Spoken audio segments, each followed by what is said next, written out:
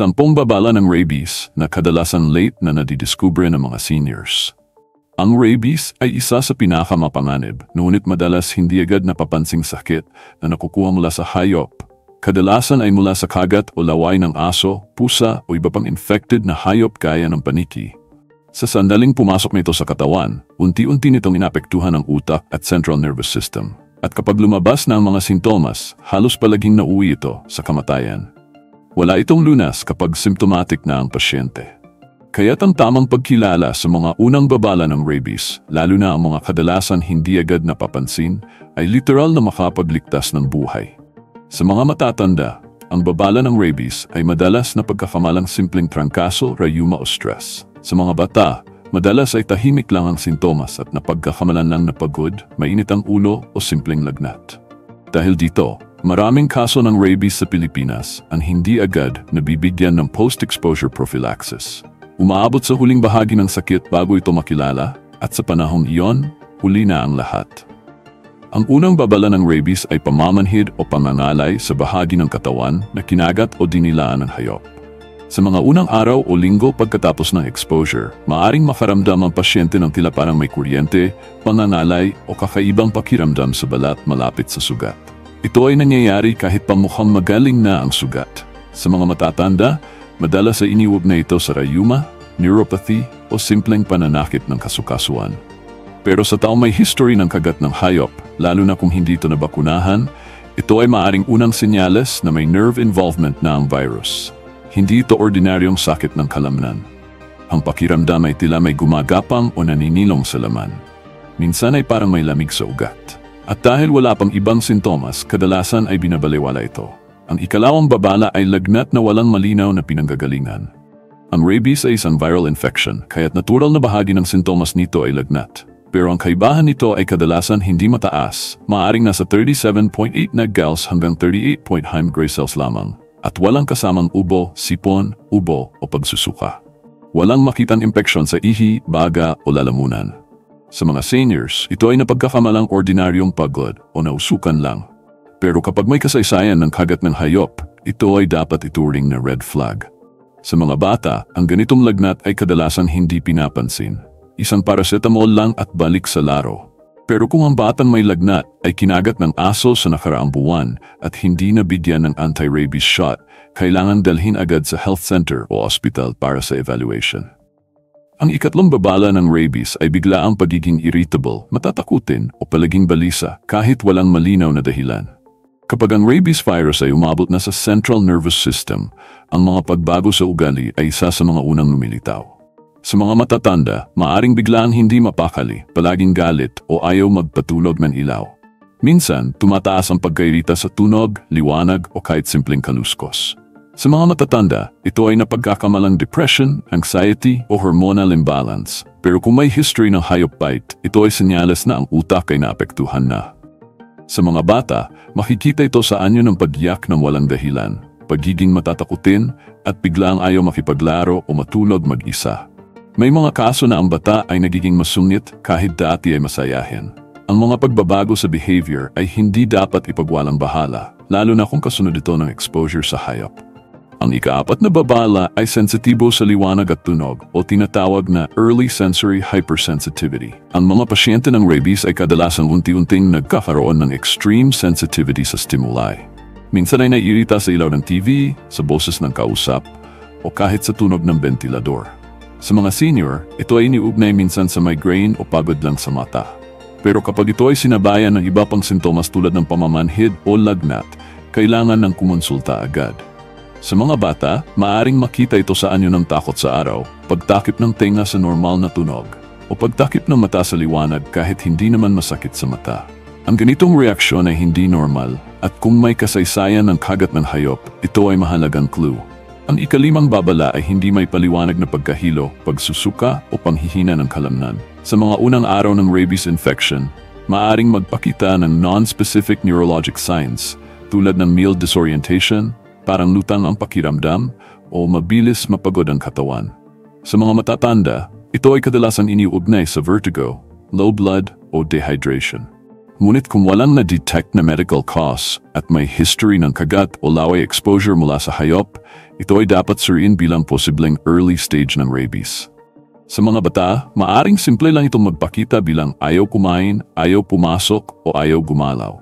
Pero sa mga lugar kung saan mataas ang kaso ng rabies, dapat ay alerto ang mga magulang kapag biglang nanhina ang bata pagkatapos ng hayop bite kahit ilang linggo na ang lumipas. Sa sandaling marating ng rabies virus ang utak at spinal cord, isa sa mga maagang indikasyon ng central nervous system involvement ay neck stiffness. Hindi ito katulad ng ordinaryong stiff neck mula sa maling posisyon ng tulog. Ito ay madalas sinasamahan ng pakiramdam ng pressure sa batok, sakit sa likod ng ulo, at minsan ay pananakit ng balikat na hindi mawawala sa simpleng masahe o pahinga. Sa mga matatanda, ito ay maaring ipagpalagay na simpleng tension headache o cervical spondylosis. Pero kapag may kasaysayan ng kagat ng hayop, lalo na kung hindi ito nabakunahan, ang stiff neck ay maaring tanda ng encephalitis, pamamaga ng utak dulot ng virus. Sa mga bata, makikita ito bilang hindi gustong igalaw ang ulo, laging nakasandal o umiiyak kapag sinusubukan buhatin. Kapag ang ganitong sintomas ay hindi ipinaliwanag ng iba pang sakit gaya ng meningitis at may animal exposure history, kailangan ng agarang pagsusuri. Ang ikapitong babala ay hirap sa paglunok, panunuyo ng lalamunan, o biglang takot sa pag-inom ng tubig, isang klasikong senyales na madalas ay huli ng napapansin. Kapag narating na ng rabies virus ang brainstem, nagsisimula ng maapektuhan ang swallowing reflex. Dahil dito ang pasyente ay nagkakaroon ng dysphagia o hirap sa paglunok. Ang tubig na iniinom ay tila bumabara sa lalamunan o minsan ay lumalabas sa ilong. Sa mga matatanda, maaring hindi ito agad sabihin, iniisip nila na simpleng sore throat, acid reflux o pagkakabulunan lang. Pero kapag hindi may paliwanag ang hirap sa paglunok, lalo na kung may kasamang choking sensation o muscle twitching sa leeg, ito ay delikadong babala. Ang tinatawag na hydrophobia o takot sa tubig ay hindi takot sa paningin ng tubig, kundi isang physical reaction ng katawan na hindi na makontrol ang reflexes kapag may tangkang lumunok. Ito ay madalas nakasunod ng matinding iritasyon, spasms, at minsan ay pag-atake ng galit o panic tuwing lalapitan ng tubig. Sa puntong ito, ang rabies ay halos palaging fatal. Sa mga bata, ito ay pwedeng magpakita bilang pag-ayaw uminom kahit uhaw, pagsusuka sa bawat subo ng tubig o pag-iyak tuwing pilit pa inumin. Ang ikawalong babala ay muscle spasms o involuntary movements ng mukha, bibig o katawan. Habang lumalala ang rabies infection, ang mga nerve signals ay unti-unting nawawala sa control. Nagkakaroon ng abnormal involuntary movements. Sa mga matatanda, maaring magsimula ito bilang twitching sa bibig, pagkislot ng eyelid o panininig ng isang kamay. Minsan ay iniisip na simpleng pagod o electrolyte imbalance. Pero kung ito ay tumatagal, lumalala o sinabayan ng behavioral changes, ito ay red flag para sa neuroinfection. Sa mga bata, ang muscle spasms ay pwedeng magmukhang pagniwi, pagsisinok o biglaang pagbagsak ng katawan.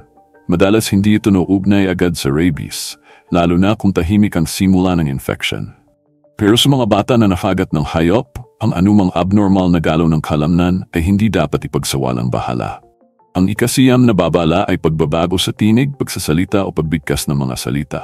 Ang rabies virus ay tinatamaan ang cranial nerves na may kinalaman sa pagsasalita. Dahil dito, ang boses ay pwedeng biglang maging paos, mababa, putol-putol o parang pagod kahit hindi naman malat. Sa mga matatanda, ito ay madalas na pagkakamalang simpleng sipon, postnasal drip o acid reflux. Pero kung wala namang sipon at hindi nawala sa loob ng ilang araw, at lalo na kung kasunod ito ng kagat ng hayop, kailangan i-consider ang neurological cause. Sa mga bata, maaring makitang hindi maintindihan ang sinasabi, biglang nautal o hindi masabi ng buo ang mga dating kayang bigkasin. Sa ibang kaso, tuluyang ayaw ng magsalita ng bata. Ito ay hindi normal at nangangailangan ng agarang evaluation. Ang ikasampu at pinakadelikadong babala ay sudden paralysis o pagkaparalisa ng isang bahagi ng katawan. Kapag ang rabies ay nasa advanced neurologic stage na, maaring magkaroon ng focal paralysis. Pwedeng hindi may galaw ang isang kamay o paa, hindi makalakad o biglang bumagsak kahit walang natapakan. Sa mga senior, ito ay kadalasan iniisip agad na stroke.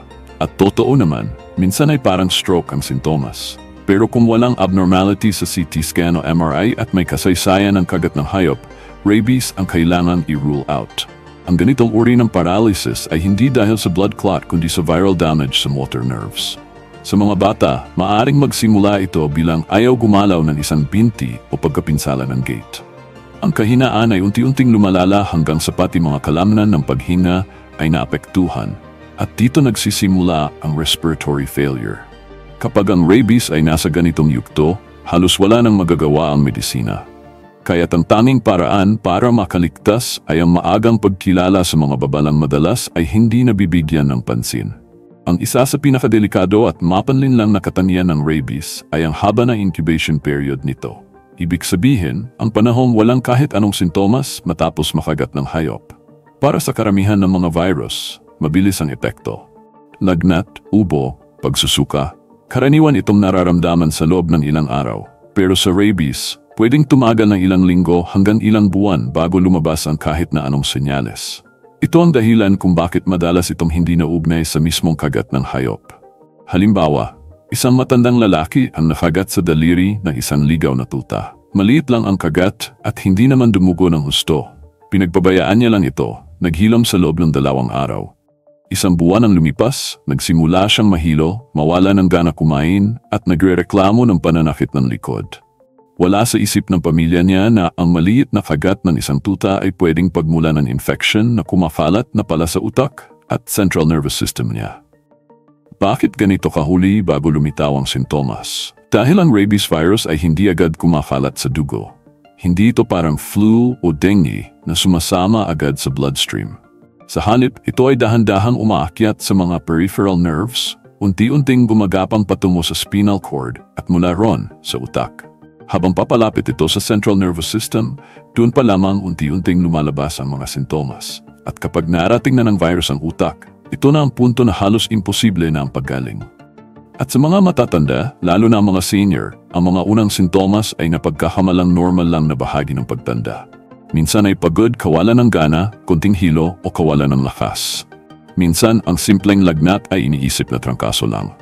Ang simpleng iritasyon ay pwedeng iugnay sa init ng panahon. Pero sa loob-loob nito, may tahimik ng digmaan sa loob ng kanilang katawan na hindi nila alam.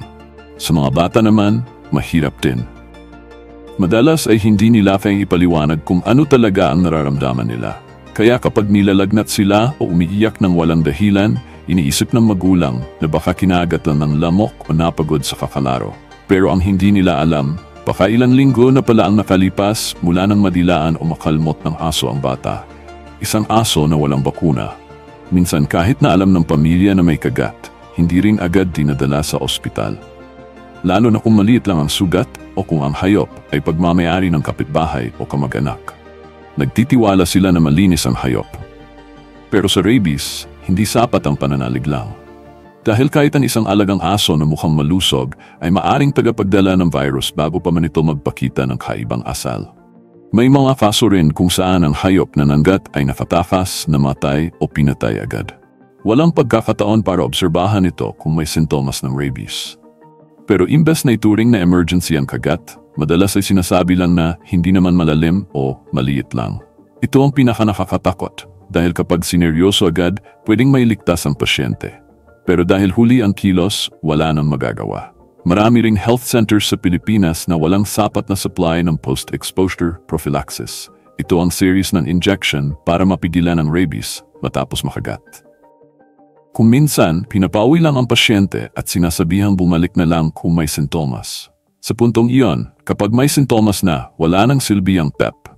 Kapag wala ring malinaw na training ang mga health worker, hindi agad nila nadidetect ang mga subtle signs ng rabies. Minsan ay na-misdiagnose ito bilang stroke, seizure disorder o meningitis.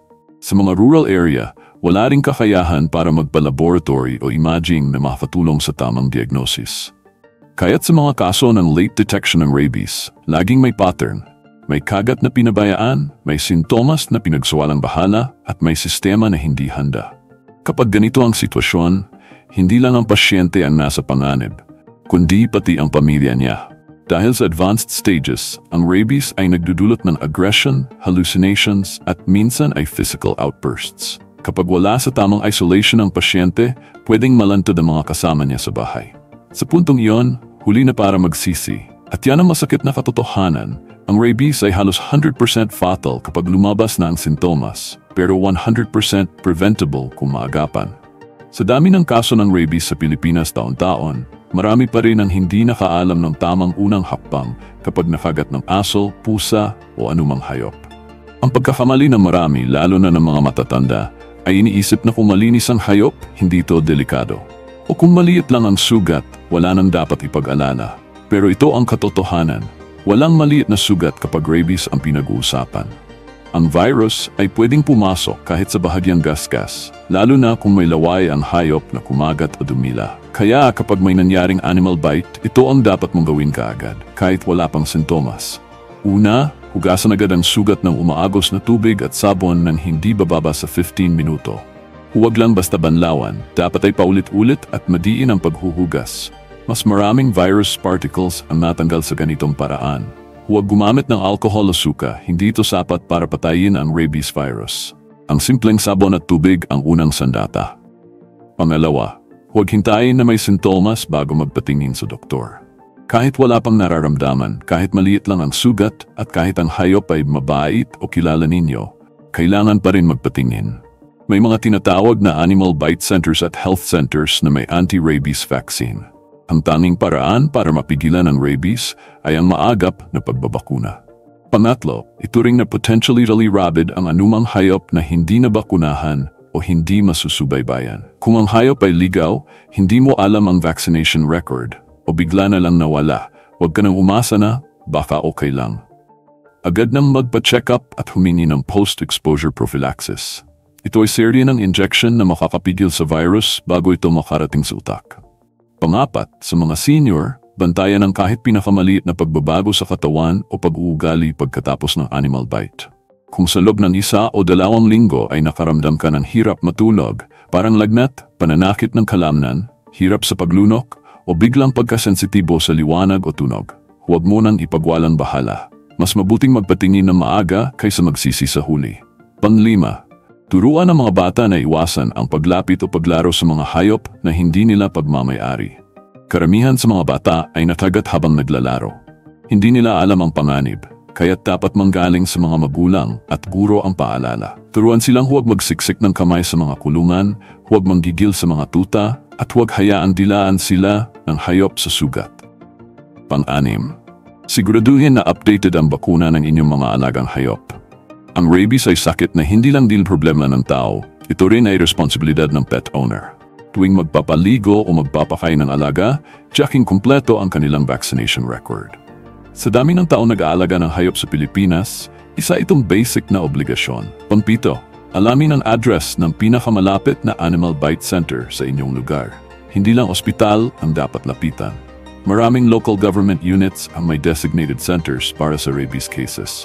Isulat ito sa ref, tandaan, at ipaalam sa mga kapitbahay. Kung may emergency, mas mabilis ang kilos kapag alam mo na kung saan pupunta.